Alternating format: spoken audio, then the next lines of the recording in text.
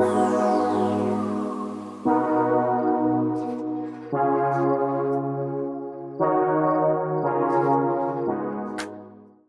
well, welcome everyone, both the people in the room, the audience in the room, and those who are following us virtually.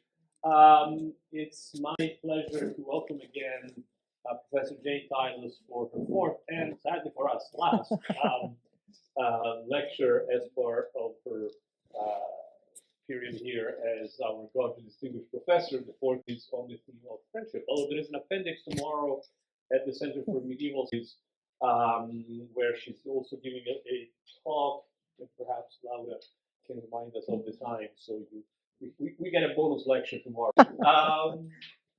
So again, welcome. Thank you again. I just wanted to, as the Goggio chair, I just wanted to thank Jayne for being part of our community, for her wonderful lectures, for also making herself available to meet students and colleagues and discuss their research. It's been, it's always it's been a pleasure having her here. So thank you on behalf of and of our Italian studies community. But to introduce Jayne properly, I will give the floor to. Thank you so much, Luca, and thank you again also from me, Jayne, on behalf of our community. So just to share, as Luca did some housekeeping information, so tomorrow we will have an encore, another lecture on Grieving Mary in Medieval and Early Modern Europe that is going to be held jointly by the Civil Studies and the Center for Renaissance and Reformation Studies. It's going to be earlier than Goggio, so it's at 2:30 in the Massi building where CMS is located. So if you are interested in that event, I think something has been circulated in the department's mailing list. So be on the lookout for that message because it has been sent out. So it is my pleasure to introduce Professor Tylus, the Andrew Downing Orrick Professor of Italian and Professor of Comparative Literature and of Divinity at Yale University. Professor Tylus' primary interests are in late medieval and early modernity, and especially as regards literary ownership, women's literature, and religious studies. Her books include Who Owns Literature, Early Modernity's Orphan Texts, which is forthcoming with Cambridge's Element series, Siena, City of Secrets from 2015, and we are a little bit about Siena today, Reclaiming Catherine of Siena, which won the 2010 MLA Howard Mararo Prize for Best Work in Italian Studies, and Writing and Vulnerability in the Late Renaissance. Professor Tylus translated Dacia Marini's Chiara di Assisi, Elogio della Disobbedienza for these other voices in the Italian literature. And she also translated the complete poems of Gaspara Stampa and Lucrezia Tornabuoni. Professor Tylus' previous were at the University of Wisconsin-Madison, where she served as Associate Dean of the Humanities and at New York University, where she was founding director of the Center for the Humanities and Vice Provost for Academic Affairs. So, as I was anticipating today, Professor lead us to Siena, one of her most favorite cities in terms of research, and she's going to talk to us about Amicizia at work, theater, friendship, and the making of new audiences. Thank you, Professor Tylus. The floor is yours. Thank you, Laura. No, and thank you to all of you for coming today, to Laura and Luca for these wonderful introductions. I can't believe this is my fourth and last Goggio lecture. It's really been a treat getting to know so many of you, and just having your feedback. I mean, that's just really the most important thing, as I'll be talking about, as I've been talking about for the last three talks and will continue to address today. What really talks was what I called in an earlier kind of summary of these four lectures, the crisis of solitude that we're facing, I think today in both generally a world where we're always looking at our devices, not really paying attention to the world around us. That's not fault, it's the fault of technology. But also in the humanities, the extent to which the humanities are often seen and often are as kind of disciplines. We work in libraries, we write at home, right? We do get out there and teach, and we do get out there and give papers, such as I'm able to do right now, thanks to Luca and the folks here at Toronto. But I have a younger son who did his at the University of Washington in math and computer science. And the sciences are places of laboratories where you have collaborations as part of that laboratorial work. I think he met with his advisors, and this makes me feel like such a rotten PhD advisor. He met with his advisors every single day for his 5 years at Washington, and they produced 10 or so articles and won a joint prize in mathematics for the work that they did. And he's just a kid kind of starting out, but he had the wonderful benefit of really working on collaborative projects that he now, with his own grad students, is trying to foster at the Boston University as well, where he's teaching. So I want to just kind of take this in stride as I address the topic that Laura mentioned, focusing a lot on Siena today. But I also wanted to do it with this kind of larger framework of humanity solitary. And what can we do about that? And as you know, I'm coming from below the Canadian border, this country called the United States of America, with a brand new president who probably none of you in this room like, and I certainly don't like him, and many people in my little island of New York City have problems with Donald Trump as well. But I think that, one of the things that they have really articulated, and I can't say it's 100%, is that their resentment against universities is that universities are too isolated, right? There's a kind of withdrawal from what Trump calls, the real world and the common man and woman, and a retreat into what he calls, and I still don't know what this word is, wokeness or woke culture. And we don't really end up caring very much about the rest of the world. So I'm not talking about Trump, I promise, and his name will not be uttered again, but as I just think about ways in which I'll be talking about theater, French, and new audiences, I just want to have that kind of hovering in the back of our minds. Should we be doing more to connect with audiences outside our institutions? And from talking to so many of your grad students in the lab, I realized a lot of you guys are, which is really impressive. Working with centers here in Toronto, working with students who were not actually in this university, but who were 40-year-olds. I was just talking with Julia, who want to learn Italian because their grandparents spoke dialect and they really want to learn the Italian language. So how can we be doing more of that? And what other kinds of projects are like that to get us out of our rabbit hole institutions? And secondly, to address our own research as well and our own teaching, how can we examine the links that exist and have really existed in the past between the so-called elitism of the educated and the culture and concerns of folks who may not be, who don't have PhDs, who don't have masters, who didn't go to a research one university like Toronto. Something else that spawned my thoughts for today was a conversation after my last talk week with Laura Ingalinella, who you've just heard from.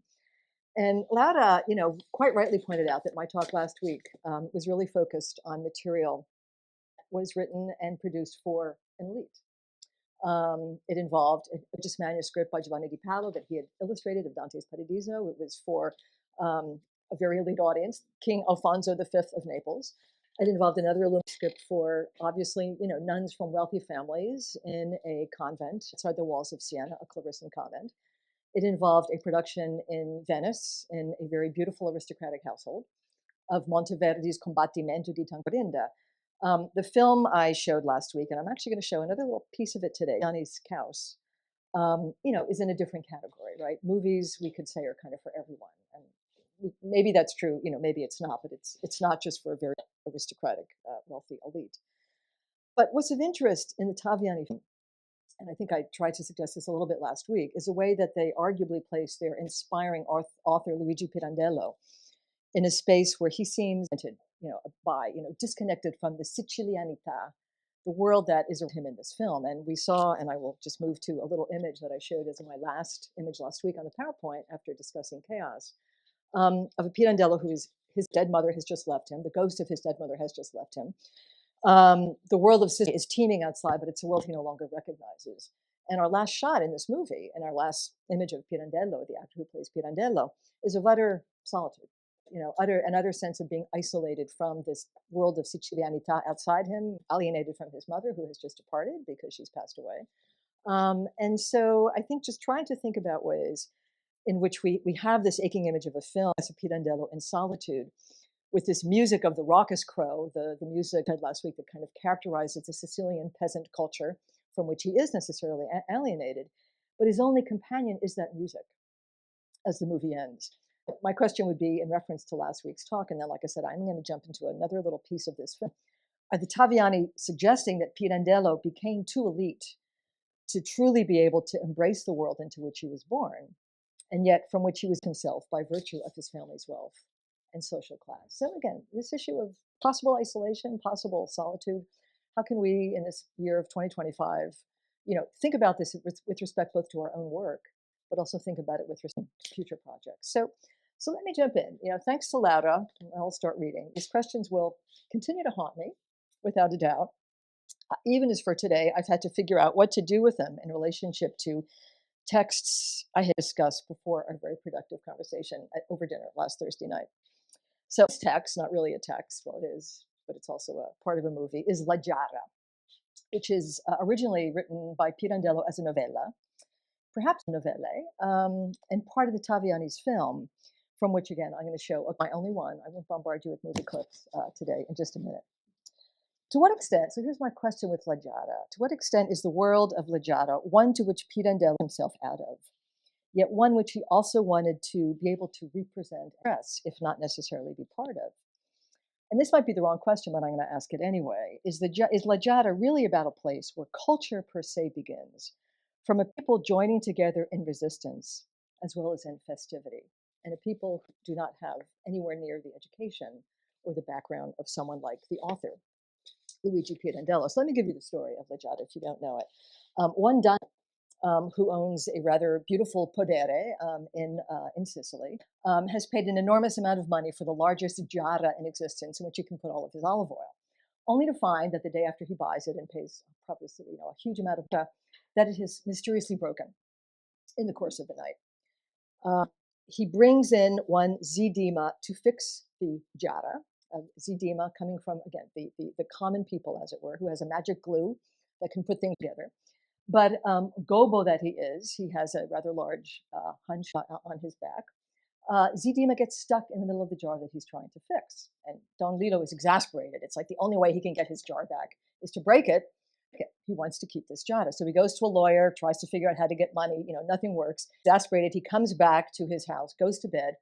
And in the middle of the night, all the contadini who have been gathering around Zidima out of concern, the giara is right in the middle of a beautiful garden, just start celebrating. They start drinking. And what happens next depends on whether we're reading the novella, or it turns out some 15 years after writing his original novella on the Corriere della Sera in 1909, Pirandello wrote a play, a theatrical version of this beautiful, wonderful, fascinating novella. So I'll talk about that difference in a second. But let me just play you a little bit of La Giara after he's in the giara, after Don Lilo has gone to bed, and here's next.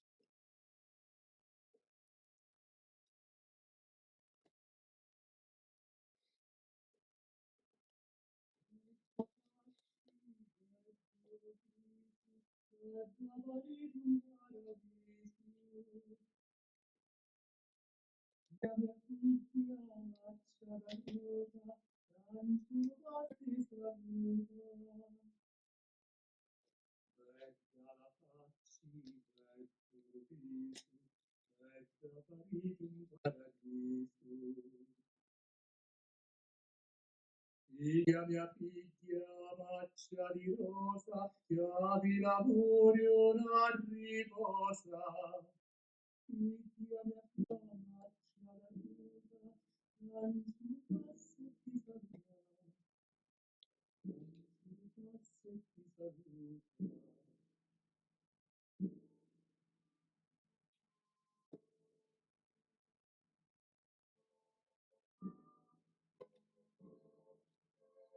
So the singer stops singing, but the orchestration is now taking off. Just to call that in.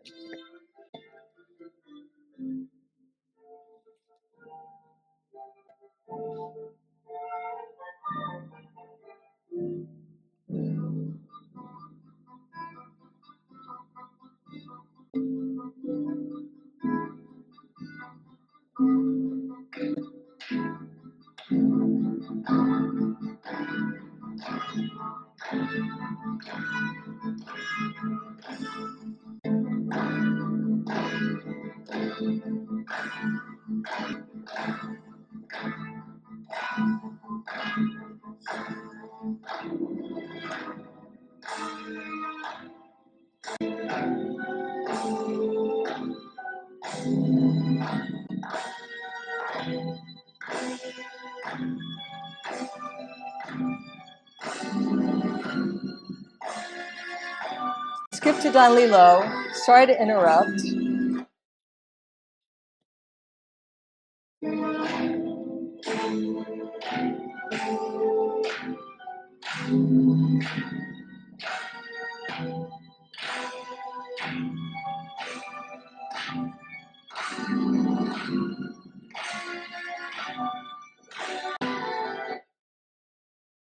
So here's the guy who bought the Jada, Don Lilo, waking up.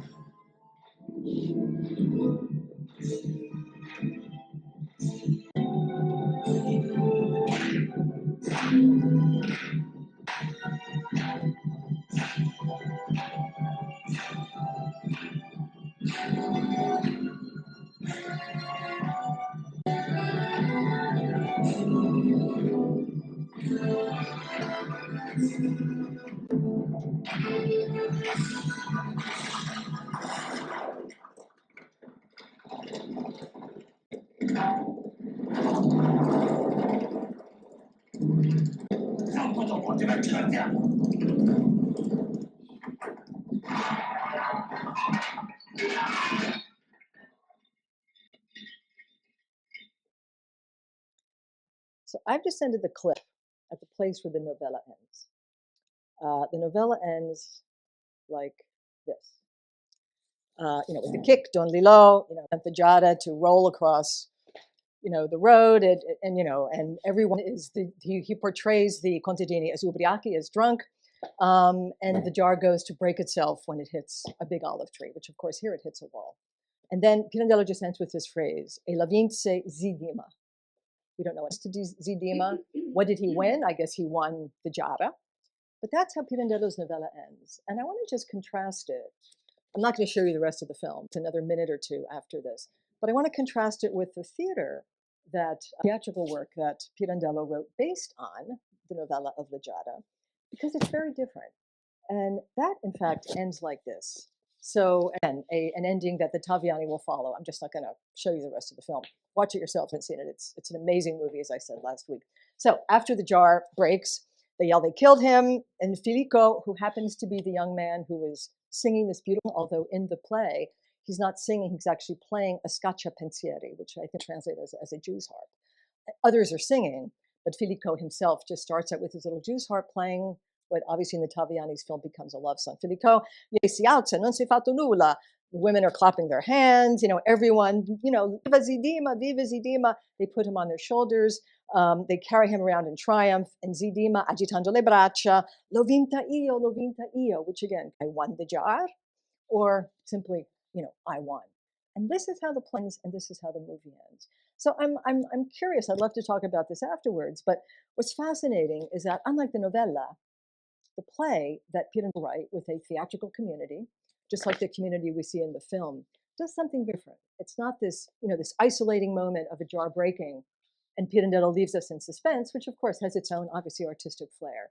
But it's a very different kind of community itself, starting with the little song, the little love song of the peasant, whether he's scaccio pensieri as in the theater play, or whether as in the Taviani's movie he's starting to sing.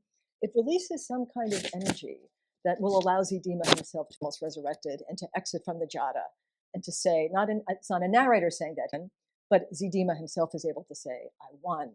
So this kind of fascinating form of release, I guess, that I'm thinking about, both the guy from the Jada, a kind of release from that kind of bondage, but also the sense, the victory of the little guy, which is in the film paralleled in the Colonna Sonora, our soundtrack, as the simple unaccompanied song of a single peasant is just magisterially amplified by an entire orchestra in Nicola Piovani's soundtrack, which breaks into the frame of Don Lilo's bedroom. It awakens him to the point that he kicks the Jada and so accidentally releases Zidima and lets him win, as Zidima himself puts it. So I want to just start with this, this kind of interesting sense in which from novella to play, what shifts, what happens in terms of Pirandello's own thought about the role of that community in Zidima's release, but also in another way, how does this popular cultural manifestation enable these multiple breaks and ensure releases. And as I said, in the film, we get the sense that this simple little peasant song turns into something, this orchestral extravaganza that is really hard to get at it right. It's this very, very simple 4-measure song that you might be thinking about for the rest of the night, that the County kind of take it and run with it in the same way that I think you could say in this little scene, the contadini themselves are taking it and running with it and kind of leaving Don Lillo there himself at the end, ready to deal with his loss, which indeed is a kind of loss. So as I said last week, and is probably all too obvious from my very amateurish reflections on film, I'm mainly an early modernist, as Lauda referenced. And it's an identity that I would like to turn for most of the rest of this afternoon's remarks. So the representation of the peasant culture that we momentarily see as victorious in Pirandello's play, and a culture, again, I'm arguing, at least in the film, literally takes over and finds itself then placed orchestral extravaganza. It has its roots, of course, in Italy, much earlier works, some of which are from that unusual group of artigiani who gathered in Siena on Sundays in the 1530s and 40s in what they called to industriare, or put to work their brains, as opposed to their hands, because they were all artigiani with very diverse kinds of occupations: sarto, legnaiolo, cartaio, pittore, maniscalco, and even trumpet player in Siena's Palazzo Pubblico.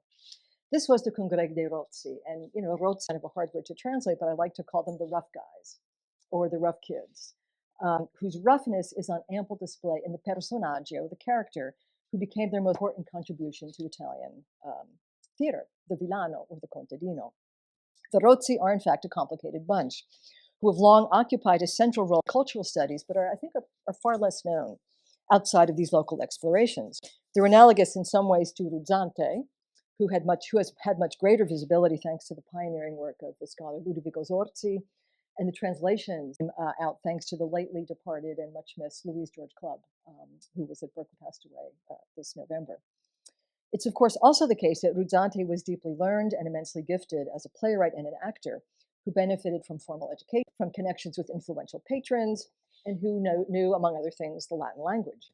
Rozzi had neither extensive education, patrons, nor, beyond their familiarity with Siena's dialect, linguistic versatility. And in fact, one of the rules of their Congrega, which was first articulated in 1531, which was that members could not know. In fact, there's a line in their capitoli, their rules, which they wrote in the founding year, that they would not offer membership to anyone che ancora di opere altre lettere che allegare. You couldn't be a member if you had a knowledge of if you worked in languages other than the Vulgate. You couldn't know Latin, unlike those intronati, the aristocrats across town. The Rozzi's plays are nowhere near as long as the Intronatis or Ruzzante's. They don't really have a diversity of genre that took them into classical 5-act comedy. Their lexicon is more limited. Their characters probably much more stereotyped, although there are certainly exceptions, as we'll see. What the Rozzi do share with Ruzzante is a fascination with depicting the Campagna and its inhabitants, a life many of them knew firsthand, and with not only plays, but producing and performing them. But before I get into the details of the Rozzi, I want to step back for a second and just note that given their own emergent and less privileged backgrounds than Ruzzante and Pirandello, the Rozzi's research were limited to what was already quite literally, quote, in the air. And what was in the air in Siena and Tuscany in particular was a dramatic form that was, unlike much of the other plays in the Vulgate of their time, also significantly less refined and emerging popular roots. And these were religious theater. Nowhere to better represent than a work by a man who was far from an or of peasant stock himself, as were many of the Rozzi themselves, and this will be surprising. It's a humanist scholar, expert in Latin and Greek, and tutor of Lorenzo de' Medici, and I'm sure you've heard of Angelo Poliziano, who was writing some half a century before the Rozzi. The play I want to just share with you really quickly is his Orfeo, which was written in the late 1470s and performed, it seems, for the first time in Mantova around 1480, predating Monteverdi's Orfeo by some 130 years. And there's every indication that much of Poliziano's Orfeo was even sung to the Gonzaga court. That said, what I'm mainly interested in today is the suggestion, which is largely accepted by most scholars, that the Orfeo is the first secular play in Italian verse. So not a religious play, but a secular, and the first in Italian verse that we happen to have. But of course, by no means the first play in Italian. That distinction probably goes to the genre of the sacra representazione, which was especially popular throughout Florence as well as its rival Siena, and which Poliziano was clearly drawing for his own very non-religious drama about a mythological figure who defies the gods in every way. And you know the story. I don't need to dwell on Orpheus' story, right? His Eurydice dies. He goes to the underworld without permission. His singing gets her back, but then again, without permission, he turns to look at her, loses her. And as Virgil and Ovid both tell us, he's mauled to death by the Bacchanti, who are upset that he no longer loves women, that his Eurydice is gone. And Poliziano's play, in fact, ends in a ballo, a kind of wild dance, not unlike what we just saw with our contadini in the Taviani film. In this case, it involves the Bacchanti streaming out into the audience, inviting us to eat the blood and the flesh of the singer, and the play ends. So this sounds a little bit like the Catholic Mass. And of course, as Anna Cisoni Benvenuti and others have argued, that's exactly what we're supposed to think. Although, of course, it's not the Mass, and it's not a religious play. Poliziano, like his patron Lorenzo, was the popular culture of his native Tuscany. And while, unlike Lorenzo, he wrote in Latin and Greek, he was, like Lorenzo, very intrigued with contributing to the culture of a Tuscan that was the very bedrock of that culture. And I'm sure many of you know he participated in the so-called Raccolta Aragonese, a kind of 400-page manuscript of the best that Tuscan had to offer, going back to the Stil Nuovo and ending, of course, the verses themselves. And this was a manuscript given. It's called the Raccolta Aragonese because it wound up at Aragonese court. That the beautiful manuscript I talked about last week, illustrated by Giovanni Di Paolo, was also given several decades before that. The Orfeo clearly takes its inspiration, however, from a sacred theatrical genre, even if it departs from it in insignificant ways, not least its pagan material. It opens, like the Sacra Representazione, with an angel, Raphael or Michael, but Mercury. The classic messaggero from antiquity, and the Greek word for angel, agalos. Agalos literally meant, in the Greek sense, a messenger. And clearly, as we get this announcement, Mercurio annuncia la festa, of a Mercurio, who of course would have had wings, our messenger, our agalos, is here to introduce not a salutazione, but in this instance, of course, a pagan, otherwise known as classical play. The messenger, like the Christian angel who presided over the majority of sacred plays, presents us with a quick recap of the action to come and tells us to shut up and listen, as we presumably do. We see that here.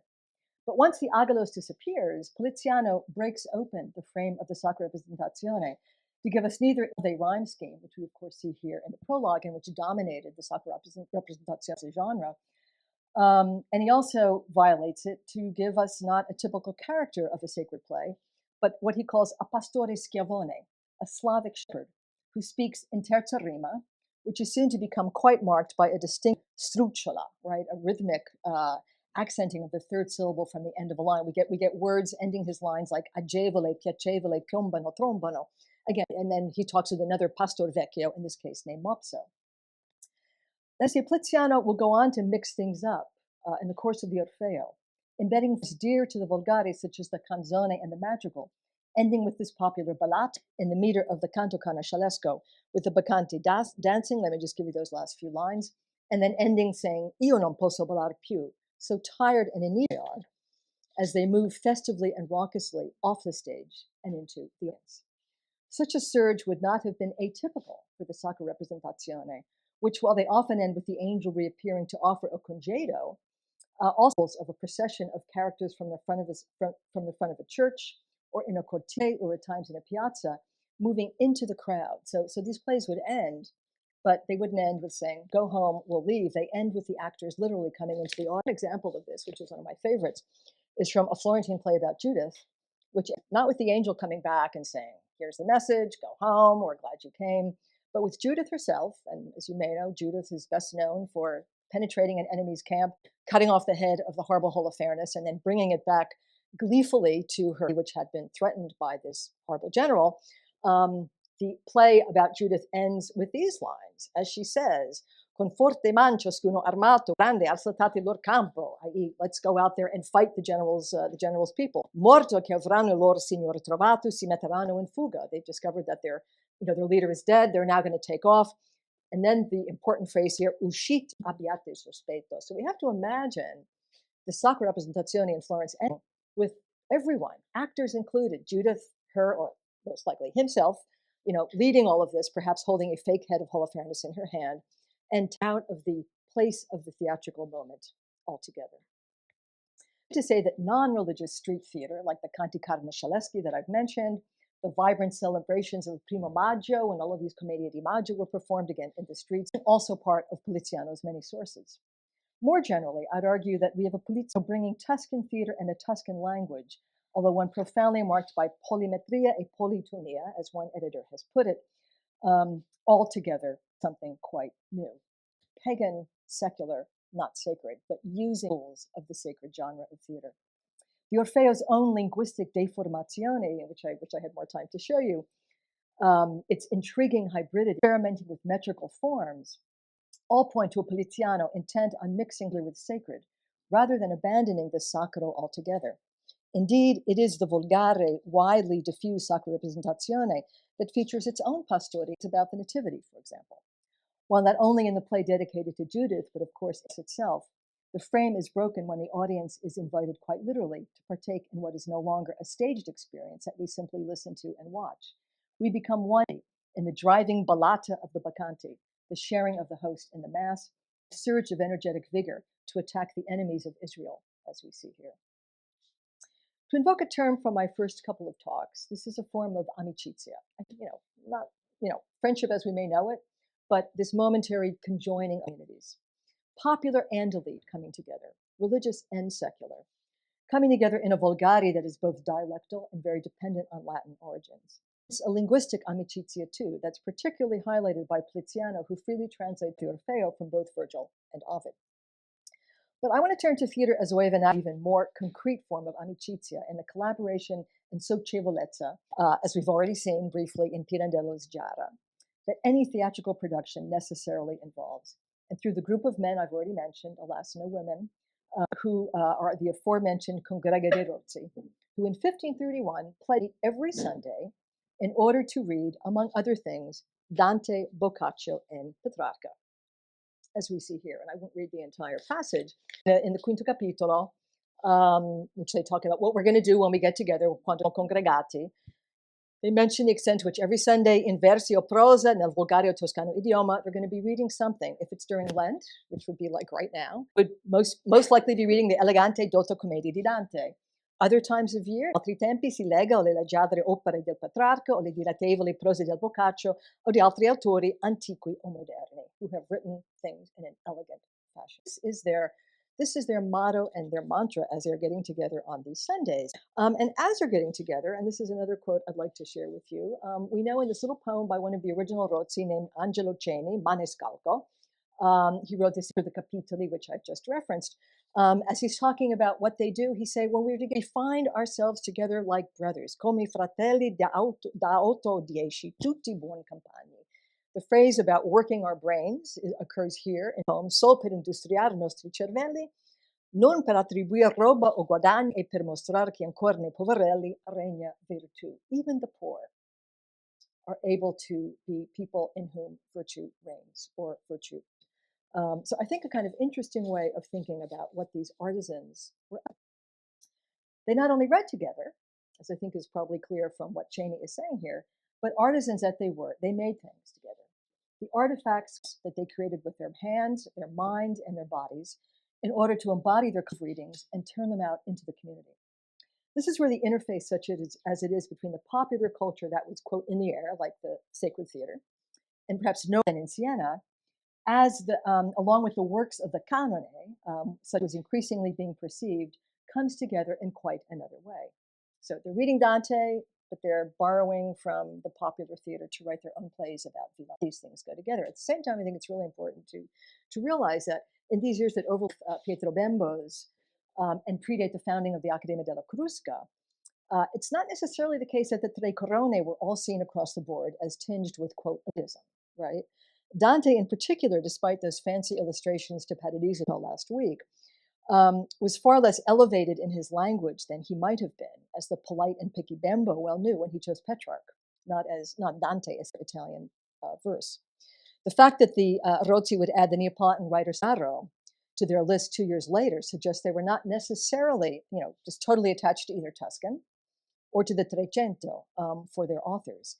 And while Augusto isn't explicitly mentioned in their capitoli, there are allusions to his work in other manuscripts of the Rozzi. All that said, the gatherings produced several dozen plays in the course of barely 20 years. The Congrega, founded in 1531, was shut down quite soon thereafter in 1555 when the Sienese invaded. And they were so suspicious of any groups getting together on Saturdays or any other day of the week that all of the Accademie, all of the Congregi of the city could no longer meet. And for 45 years, they were all closed until the early 17th century. Of the Rozzi in these crucial 2 decades, the 30s and the 40s, into the mid-50s, feature the figure that we saw briefly in Pirandello's La Giara, and even more briefly at the opening of Tiziano's Orfeo, the contadino, otherwise known simply as the villano. The relationship of these artigiani to the villano has long been a topic of discussion, not surprisingly, not least because of the fact that so many of the Rozzi were themselves from rural backgrounds, probably just one generation away from illiteracy, as well as from the tradition of zadria or sharecropping. On the surface, the plays might appear to engage in a long mediation of satire against the contadino, representing the mezzadro as rapacious and surly, ever hungry for sex and for food, usually in that order. Yet an ultimately figure who likes to boast about sexual conquests and physical strength that never really seem to have materialized. Yet the omnipresence of what seems to be the satirized, clueless villano in the Rozzi's plays is belied, for starters, by the very name of the Congrega itself, by the constant insistence in their prologues and epilogues on the roughness and lack of fish of their verse, as well as the relatively sparse existence of anything resembling remotely resembling a theatrical stage. The plays were usually performed in gardens, luoghi zati, places of very, very, small amounts of space, and often just literally per le strade, in the streets. We see an emphasis on this lack of theatrical splendor in a play published in 1536 by the Rozzo named Lo Stecchito, one of the authors of the Capitoli, and the play is called El Pala. And Lo Stecchito opens his prologo, a 14-line sonnet in stark opposition to the terza rima used throughout, acknowledging that while audiences find and consolation in watching great subjects, gran subietti, in appropriately great places, his audience finds that they are qui stretti, right? It's a really tight and narrow place that they're all trying to sit in. But the Rozzi's aim is not to engage audiences in something pien di, right, very learned, but to have them laugh at a persona rozza e sciocca, i.e. Farfalla himself. And Farfalla may be sciocco, given that while seeing the Colosseum with his wife, or as he puts it to presumably much laughter, the culio, he loses her and she winds up with a much better off Roman citizen who offers to make her his wife, as we will see in this argomento, which is also from that very first page where we get the prologo. And feel free to read that on your own. I hope you can read a little bit of the Italian as well. The question as to whether they have gone to Rome in the first place so that she can make money through prostitution hovers over much of the play. Even in the argomento, it simply said that this vil rozzo villano, subietto di Siena del Contato, only comes to feder per diletto ancient things. But we also learn from the argument that by the end of the play, he finds her, even though he's lost, argues with her, but in the end, he sells her per una capa, literally for something to wear, a cloak. So maybe it was always all about some kind of prostitution. As much as the audience may laugh at Farfalla's disorientation upon Rome, at what seems to be his wife's eagerness to get away from him, his own willingness, much too quickly proffered, to be rid of his wife when this guy just happens to find her named Domenico. His parting words after Domenico suggest that it's time for him and his new girl to head home. Andiamo a spedir noi, che tempo passa, are also arguably wrenchingly bitter. Andate, Iddio, o vi facci tutti d'oro. Literally, go, andate, take off. May God, make us all full of gold. What's in it for him, though, as he returns solitary, contando di Siena? Even the frontispiece to the edition, which I was showing you a second ago, this is from a 1550 edition, is one not with a sassy, foolish-looking peasant, but an impoverished man with his bastone and cloth, hands clasped in prayer, as though he were a pellegrino, a pilgrim, as he approaches this finely dressed cittadino and his servant. Well, we can't assume that this illustration was produced solely for Lo Stecchito's play. That's rarely the case. The fact that the librato Giovanni di Alessandro chose it for the cover is not to be dismissed. More importantly, to go back to the page we were just looking at, if you just look at the part right after El Fine, we learned that the author of the play himself, Lo Stecchito, was more commonly known as Anton Maria Libra da Siena, suggesting that the author may have had a hand in the selection as well, being a librato or a cartaio, someone involved in the publishing trade, which was very busy in Siena in these years. The fact that he was a liberato and hence involved in the flourishing business of publishing is of itself an important indication of this pura intermedia, right? This intermedial culture of the Rozzi that they were able to craft for themselves in no small part through the interventions of the artigiano lo stecchito. As Claudio Chirichini has put it so succinctly, the Rozzi occupy a singular place in the history of Western theater as the first non-professional group of actors and authors for whom we have an enormous corpus of works printed but also in manuscript. Hence their ability through the press, with which obviously like Lo Stecchito were involved, to preserve for us this intermedial culture that in the words of another prominent studiosa of the Congrega, was ne alta ne contadina, neither elite nor quite peasant-like, right? Something in between. And so my own familiarity with the Congrega goes way back to my grad school years. So we're talking, some 4 decades. And to my wonderful professor at Johns Hopkins, Eduardo Scone, who was an enthusiast of all things Senesi, especially the wonderful 20th century writer Tozzi. And he knew of my interest in pastoral. He said, okay, you're reading all these pastoral plays about shepherds. You got to read something different. Go to Florence when you're there. Go to Siena when you're in fellowship, and go to the Biblioteca Comunale and find some of these plays. And I did. And then as now, the writer I think who struck me most, Lo Stecchito is pretty interesting. But the guy who struck me the most and who still strikes me was known as Il Fumoso, Rozzi's most talented playwright. No doubt well named, given his own violation of his rule that you couldn't perform plays outside of Siena without the Congrega's permission. He goes off to Rome and presents this play in the early 1550s and gets thrown out.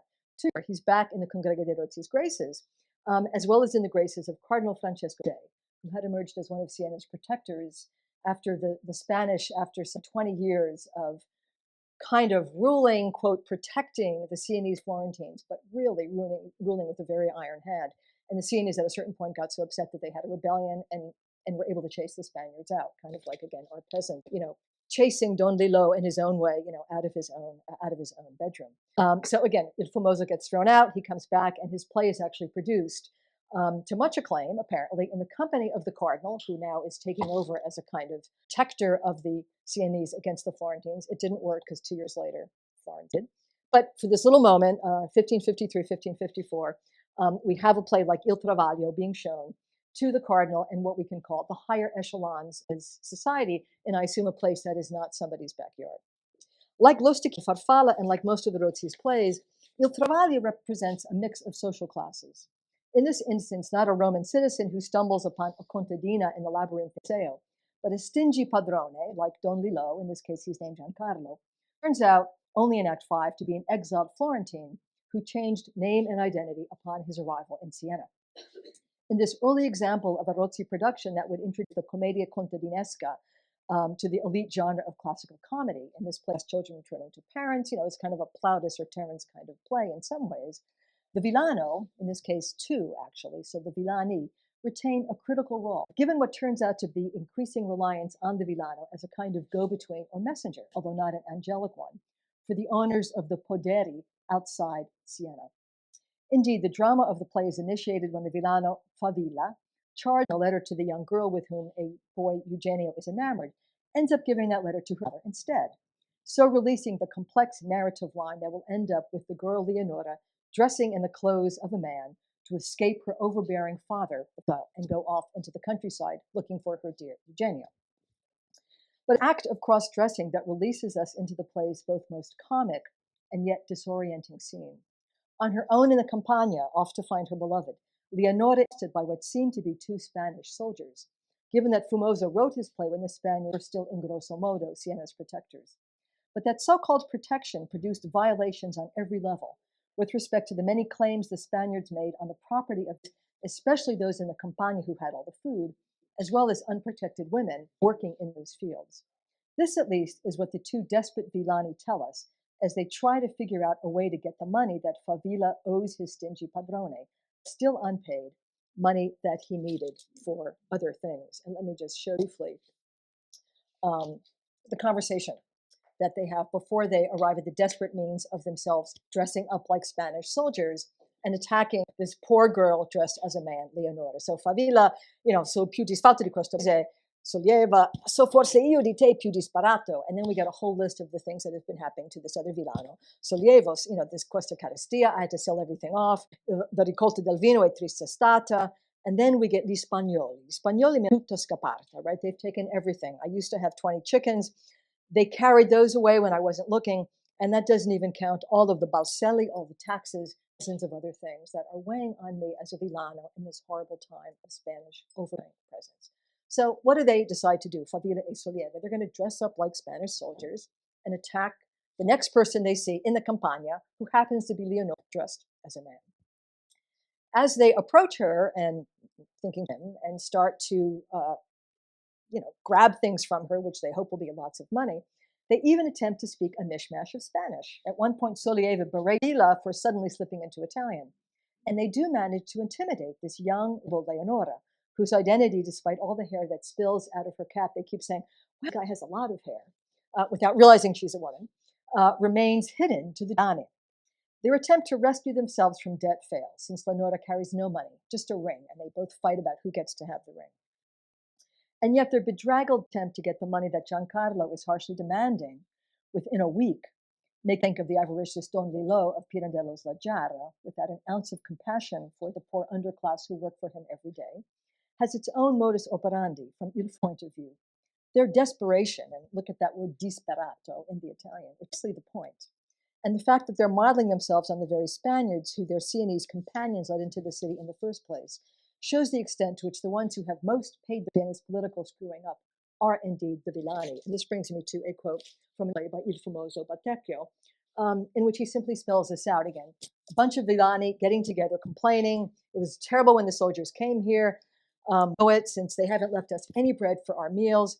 And then Toccofondo says something I think quite important for our understanding of these plays and the Rozzi themselves. The real fault lies with our own citizens.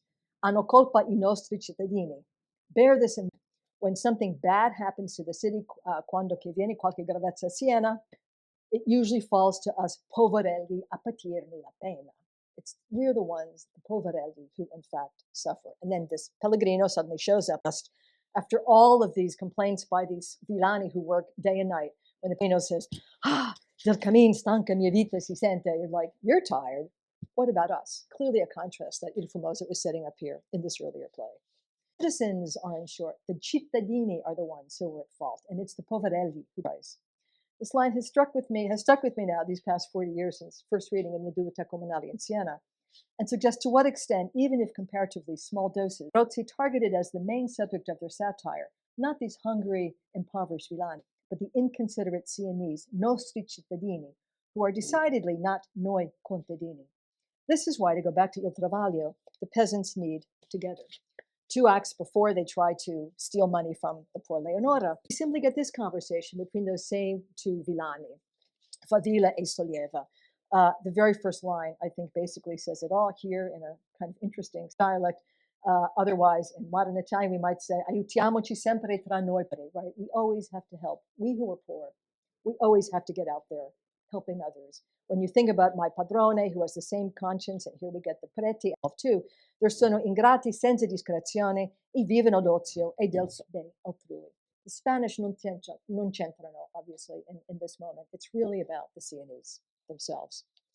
I'm going to skip this next little, feel free to read it, another Rozzo il Filologico, another moment where we do contadini trying to figure out how to get through the next day of their lives. They're going to go to a friend's house when he's not there and drink his wine and take his food, and they sing on. So I'll skip that. But I wanted to say, in a way, to sum up and move on quickly to the last part of my talk, if Poliziano gives us the collaboration between religious and secular drama, united in that recently canonized language called Tuscan, still very much in touch with its popular roots, arguably the Rozzi, and especially Il Famoso, pursues a different kind of collaboration, even if at times it went against the amicable bonds that defined the Congrega's working norms. While the ambitious play that was first performed in Rome, which we just heard a little bit about, Il Travaglio, then again in Siena, is clearly based on the recent innovations of Siena's more elite academy, the Intronati. And while it may even have been that move into a more classical Latin and Famoso's rejections from the Congrega, Il Famoso labeled his play quite simply a commedia rusticale, insisting on the continuity of this work with his and the Rozzi's previous plays. An identity no longer their own, and yet one that was ubiquitous countryside, on which the city was wholly dependent for its resources, the invisible and even more invisible suffering and deprivation experienced by its men, its women, and its children. To what extent that identity was nonetheless seen by at least some of the Rozzi as their own identity, possibly disorienting entrance into these city walls, picking up work in a world that wasn't quite theirs, is of course a central question. I've already noticed what seems to be an altogether too obvious use of the Rozzo title as a back to the Campagna, so many of them had left. At the same time, we might ask if the Congrega's insistence on bonding together as compagni in Amicizia, and even more so on the necessity of all their members agreeing about which plays to produce, which books to read, isn't moving forward from the powerlessness and fractured isolation of Mezzadria, in which each peasant and his or her family was left to survive, and as occasion demanded, protest usually futilely on their own. How did the communal embodiment of frustrated peasants who, without literacy or means of empowerment, become a form of both social test for the lives of those they had left and an assertion of a new identity? And I'll just go back to this phrase, we poor folks need to help one another.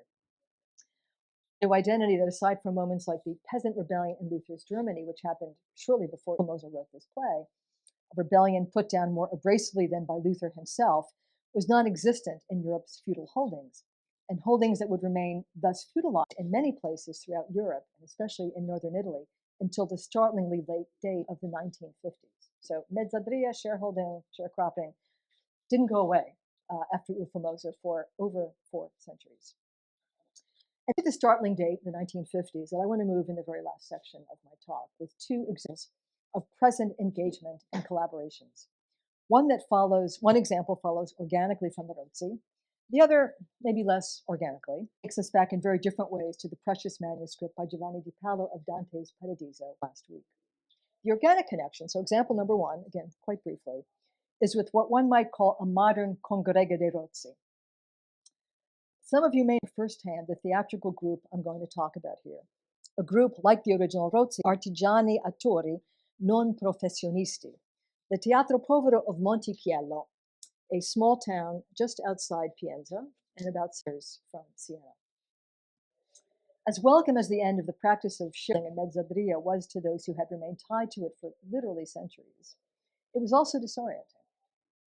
In many cases, forced one-time peasants to be uprooted for a land they could not afford to buy from padroni who, like Giancarlo in Il Travaglio or Don Villò in Pirandello, were too stingy to sell at a fair price to their former workers. Or they had to cities with their children who hopefully had decent jobs. For those who remained in Montichiello and its Campagna, and 60% of Montichiello's population had been involved in some kind of sharecropping until 1959, working on one of the federi that dominated this countryside that we see here. Only very few were able to buy a piece of land and a home, or again, move in with a son or daughter who actually lived in the village, which you're also seeing here.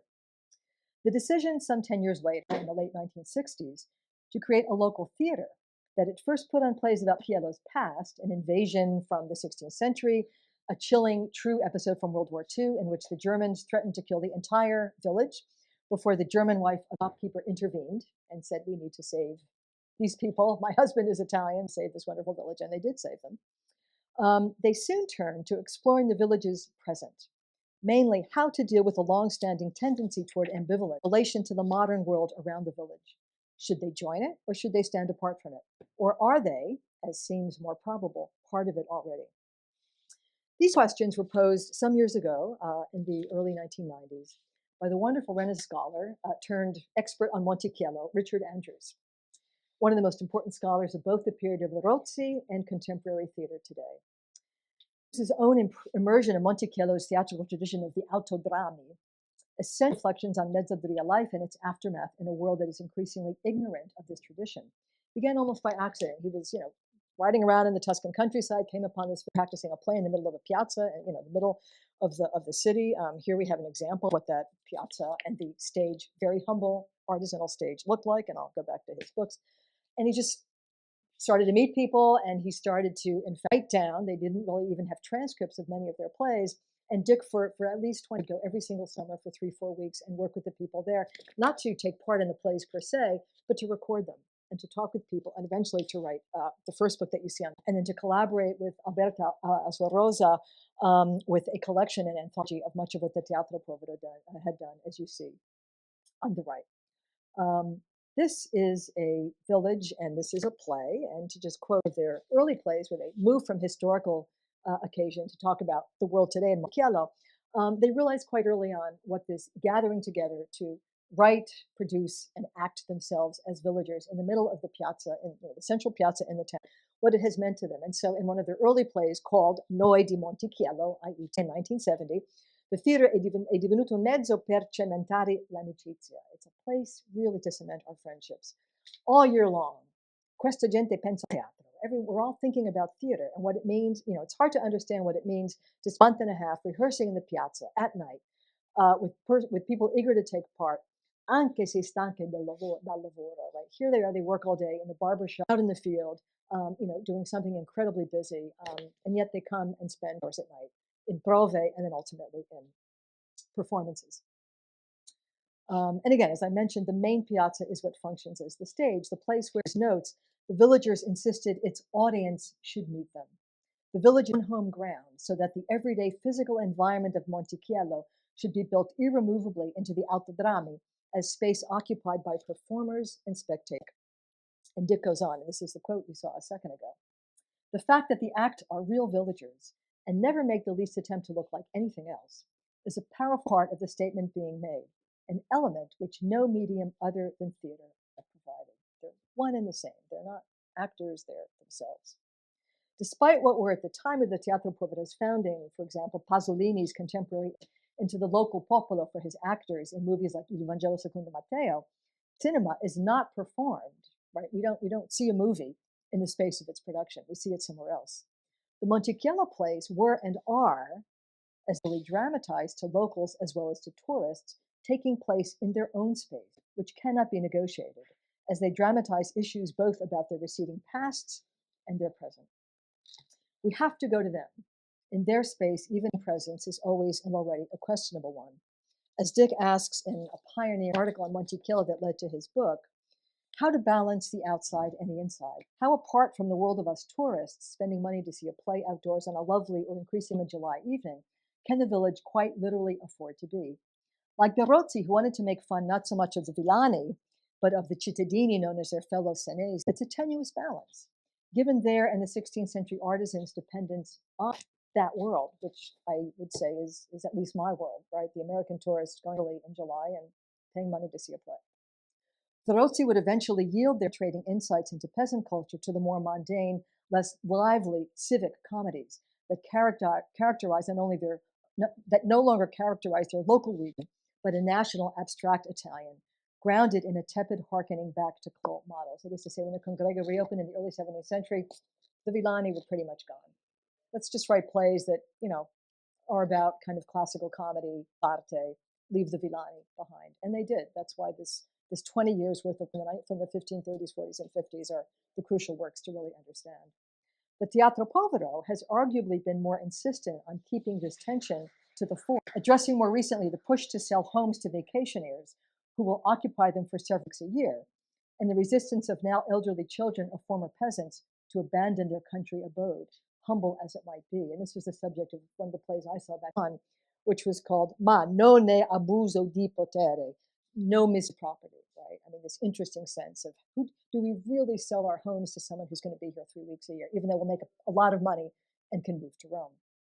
It's a constant tension about how will this community continue to exist. The recent movie called Lo Spettacolo, some of you may have seen, which was filmed in 2013 during the crash of the Monte dei Paschi, which had given a lot of money to Monticello's theater, is something of an alarm bell for this tradition of community activism, which may be dying, as the younger generations have been or unwilling to dedicate 2 months to a summer play, and many of the more elderly participants are too elderly to join in, or they've passed away. At Halium Lo Spettacolo, it's an engaging image of this village, leaving us with the rather interesting question about the future of the theater. And I'll just say that the director here, who's back to us, was for some 30 years, Andrea Cressa, the person who really was not running the thing, but just seeing. You always need someone who's going to be more or less in charge. Very sadly, in 2020, right on the cusp of COVID, the community decided, and again, like the Rozzi, they you know what, Andrea is great, but we need new energy, we need new direction, and so they voted him out of this role. And very sadly, Andrea died just a year later, perhaps heartbroken as to his loss of this role. What's interesting is that Monticello now has launched things like, Teatro Povero Malo. You can get pretty much, almost any of the transcriptions of the plays that they've done, in no small part thanks to someone like Dick Andrews. But again, it's hard to know of Monticello is as important as so much of their theater has really been. At the end of the day, I'm not sure if the final question with which I'll leave you regarding Monticello, if it's a question that can be framed in terms of what I mentioned earlier as a relationship between popular and elite. I'll just say that Dick Andrews' careful work over the years, along with that of other scholars, does mean that Monticello has become part of a scholarly enterprise, one dedicated to placing this popular tradition within larger contexts that necessarily include whatever it is we might mean by theater history, right? Elite or not, as it. But I would think of this less in terms of class and more in terms of what we all, as human beings who grow up surrounded by something called culture, need to know about one another, instead of engaging with cultures not necessarily our own. So to go to them is what the people in Monticello said. And this is a mantra in a very different context, and my closing example of my colleague Ron Jenkins at Yale. He's an actor, he's a playwright, he's a poet, and he's a teacher of theater, as well as a visionary figure in what, in the United States, and I'm sure here in Canada as well, has become the wide phenomenon of education in America's all too many prisons. Ron has been helping to create one solution to the problem I articulated earlier, ensuring that universities are seen as niche institutions that simply promote something called woke culture, whatever that is. And Ron's project is not unlike what the Rozzi were doing on their free Sundays when they gathered to read, write, and produce the products of their conversation. As Ron put in a recent publication called Transformation Behind Bars, he has spent much this decade listening to incarcerated individuals read and reimagine, and here's our Italian connection, Dante's Commedia, in prisons from New York to the Soliciano prison in Dante's hometown of Firenze. This reimagining Dante consists not only in lively conversations about the Commedia, like the Rozzi, but in artwork, music, and given Ron's own background, theatrical settings and play that emerge from the Commedia, that allow the inmates to tangibly bring their own versions of Dante to one another as well as to others. And as Ron goes on to say, he's talking here about the men that he's been working with for now over 15 years. The men I worked really impressed to learn that Dante, like them, was a convicted criminal and had written his masterpiece under risk of death, exiled from his home and family. Dante underwent a profound transformation during his journey, and men in prison are also in the process of transformation. Reading about Dante's journey, and they read three cantiche, they don't just read Inferno, right? It goes all the way through Paradiso, became a catalyst examining the hells they had lived through and the heavens they hoped to find in the years ahead. Their stories from the past were grim, but their dreams of paradise were touchingly simple. Hearing the laughter of their children, hugging a loved one, attending a family barbecue. These stories from the past and of the grim present then become part of a final performative project in which many of the students choose to be involved, the students being the incarcerated men, as their performance weaves together those of the incarcerated and fragments from Dante's poem. And this project, I should say, involves Ron's graduate students at Yale's Divinity School as well. Students went each week to work on the readings and rehearsals of a final end of semester performance, but who then themselves became the actors in a spettacolo that happened at Yale's campus in one of the chapels at the Divinity School. The families of the incarcerated men and women, they can't go see the performances in the print, right? They're not showing plays to a public, right? The students from Yale and my friend Ron Jenkins are one thing, but you can't bring in everybody's wives and children and sisters and all of that. So they don't get to see the performance of Dante's Commedia at the end of the semester. So what students do here, and what you see in these two pictures, is these are students who spent all semester with these men, and in some cases women, and then they acted out for the families, cities of the incarcerated men and women, what those individuals wrote. And what they, sometimes it's music, it's song, sometimes it's poetry, sometimes, as in the image on your left, it's a play, right, with two or more individuals acting together. Always present is this book, which is the Commedia. And so when they're quoting from the Commedia, they hold the book up, Nel mezzo del cammin di nostra vita, And wise, they're just holding it alongside just to show that Dante has been from day one the inspiration for these many moments of reflection and then of acting and of singing and of poetry. And perhaps the most moving part of this performance, which I attended in December 2019, was when the students were finished doing the incarcerated men and women's production. This man, a guy named Dennis Woodbine, is not introduced. He just stands up and said, I was incarcerated for 22 years. I got it. It was December, not in February. I was part of Ron Jenkins' Dante production in 2018, 2017, whenever it was.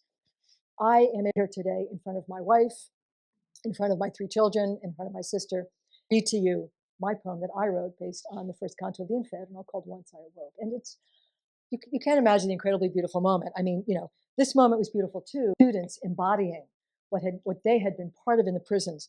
When when Dennis himself was able to stand up in front of everyone, and it was a very short poem. It was like less than 4 minutes. It was just one of the most powerful moments. Certainly the most powerful moment of that particular production, and one of the most powerful dramatic moments, I think I've ever seen. So let me move to my close. I'm going to catch too long. So Dick Andrews, as I hope I've suggested, and Ron Jenner are 2 of many, many people out there today working in our world who insist on the crucial connections between universities, the kind of work we do, and the world beyond us. And I think their efforts really help us redefine and hopefully inspire us to think about redefining culture and what our own roles can be with respect to those who have not typically had a voice in humanistic initiatives.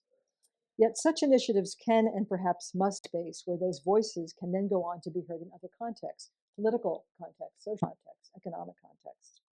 I promised that this talk would consider endings, and I promised that it would end, and it will end. And as I arrive at my own finale, I want to end an ending, or rather 2, which I hope will convey the complicated dynamics I've been hoping to capture between theatrical worlds and so-called real ones, between actors, and we conclude ourselves as teachers in that definition of actors, and their various audiences. So ending number 1, very, very simple, no doubt generic closing of a play by Antonio Pulci on Saul's death and the Pianto di Davide. Very end of her play, her sacra representazione, obviously, in which she says, un angelo da licenza dice, licenza di voi con devozione, voi con devozione, we give you leave to go, licenza, we give you leave, perché il dì passa e la sera mi viene, right? The day is done, the day is over, in the evening draws nigh. And Pulci, as you know, great friend of Lucrezia Tornabuoni, who I talked about last November, and the wife of another pretty good writer, Bernardo Pulci, sister-in-law of the great Luigi Pulci of the Morgante. In this close, representation about David, it's nightfall. The evening is upon us, and so we are allowed to go home. This is not a departure with the fury of the Bacchae, as we saw in Poliziano, nor is it the jubilation of the peasants in La Giara. It's a very simple awareness of our very worldly angel, that he, like we, are subject to the natural rhythms of the day, comforting and consoling, and so we take our leave, while there's still enough light to see our way home. The angel license might be said to mimic the closing of the Mass, right? Ite missa est. And this is, after all, a sacred play based on the Old Testament. At the same time, the angel is, of course, a human. He, too, is giving himself licenza to leave. And so the congedo serves poignant bringing together, even if we're not physically in the same space necessarily. It's nonetheless a bringing together of 2 spaces, divine and earthly, as that divine cover fades away, and we're all going to walk out of wherever we are in a chapel in someone's yard and go home before the sun has set.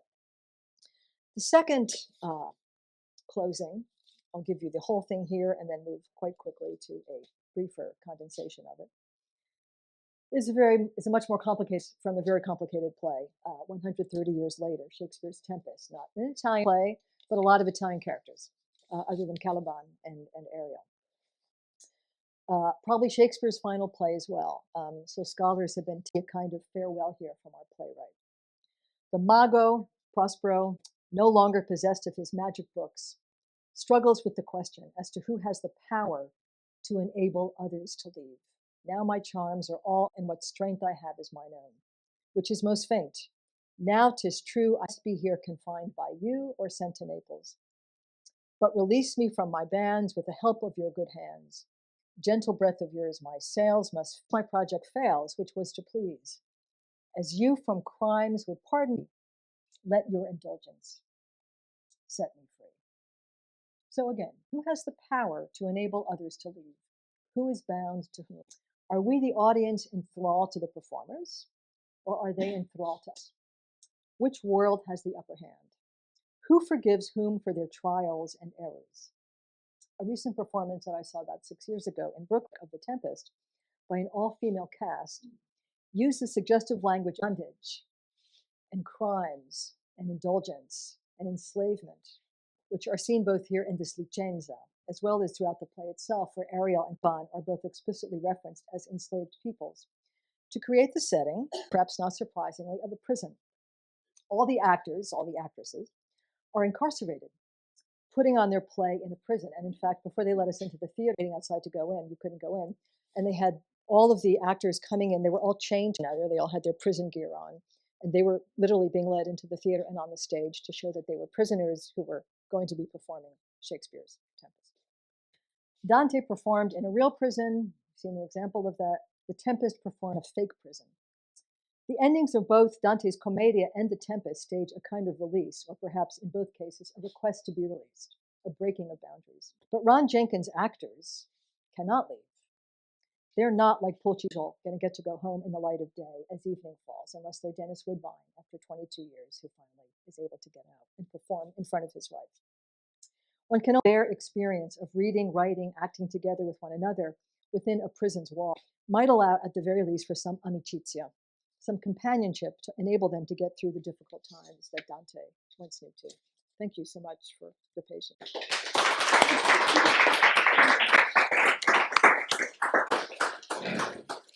Thank you so much for this wonderful journey through very different sources and very different timelines and texts. So open up the floor to question, both in presence and online. So if any of you has a question that you would like to ask to begin the conversation, feel free to either raise your hand, write it in the chat.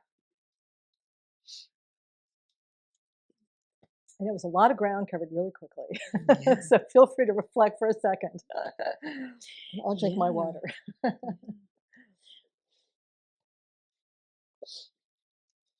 What I would really love to hear from you, I mean, it doesn't have to have anything to do with my talk, but I'd be really curious, is projects that you yourselves may have heard about that do the kinds of work that my colleague Ron Jenkins is doing, or again, with Richard Andrews, like I said, he was trained as a, like me, Renaissance scholar. Unlike at a certain point, early on in his career, he became, attached to something not unrelated. It's still theater, but incredibly important in a very contemporary modern day context. I think it's largely thanks to Dick that Monticello is as well known as it is outside of Italy and outside of Tuscany. I mean, his book was in English in the 1990s. I mean, he convinced many people like myself to go, I didn't need that much, to go see some of the autodrammi that were performed by the villagers there.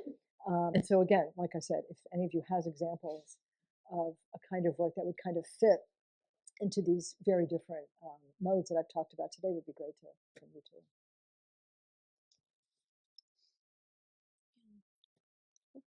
Ross, 1 second, I will pass you the mic so that you're heard.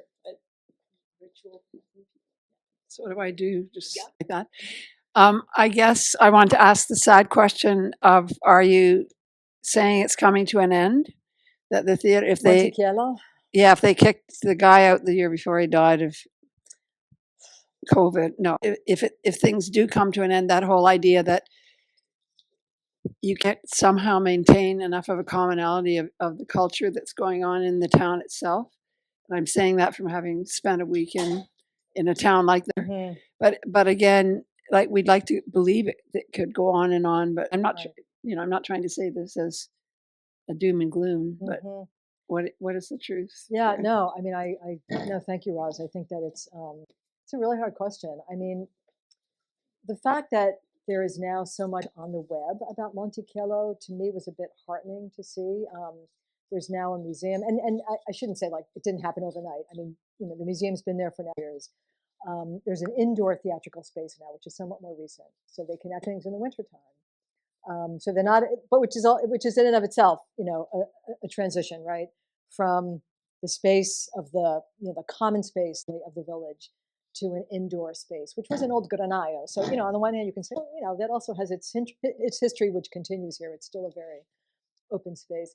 Watching Lo Spettacolo, this film I mentioned to you, and I should add too, it was actually written by, I don't know if they were Brits or Americans, but again, it's not not produced by an Italian. One does get a sense of despair. Andrea is a big part of that movie. It was filmed, again in 2013, very much a part of the theater at that point. And it takes us through the 4 seasons. We start in winter and then we end in fall. And, you see people bickering. You see people saying, I got to go pick my kid up at soccer. I'm going to be able to be at the prova tonight. You see, maybe a very small audience, coming for, one of the first premieres or something. And I have to say, you kind of get the sense they're being very realistic in that film. The film is 12 years ago now that it was shot. It was released in 2017. When I see the stuff that's out there right now, again on the web, when I think about, and I'm going to go see the museum. I haven't been to the museum. I'm going to go this summer when I'm in Siena. I think maybe there'll be a future. Obviously, what the village felt after this point was, we love Andrea. He's done a million great things. We need to somehow move on. Some people have taken that as a step in the right direction. But again, it's heartbreaking, as you say, in some ways. And that is a very real question. And it's a question that comes up in a lot of the plays themselves. How long will this go on? I think they're quite realistic. Probably not forever. The Congrega de Rozzi, the Accademia de Rozzi, they're now called the Accademia. The Congrega is dead, right? The name change in and of itself in the 17th century tells you something. So will Montichiello become another kind of theater? Maybe. So no, but thank you for that question. It's certainly something that they ask a lot, and that's important for those who study Montichiello and who go there, to be asking. So I hope all of you will get there, hopefully soon, but it may go on for another century. Any other questions? I think we can continue the conversation down on the first floor. Yes, so the second floor at the reception. And let me just remind the people in the room and also the people online that Professor Tylus is going to give another exciting talk tomorrow at 2:30. It's an ending, but it's really not an ending. Don't feel anyway, as most things. So thank you very much for coming, and thank you again to Professor for this wonderful, wonderful, wonderful journey today. Thank you. Thanks to all of you. I appreciate it.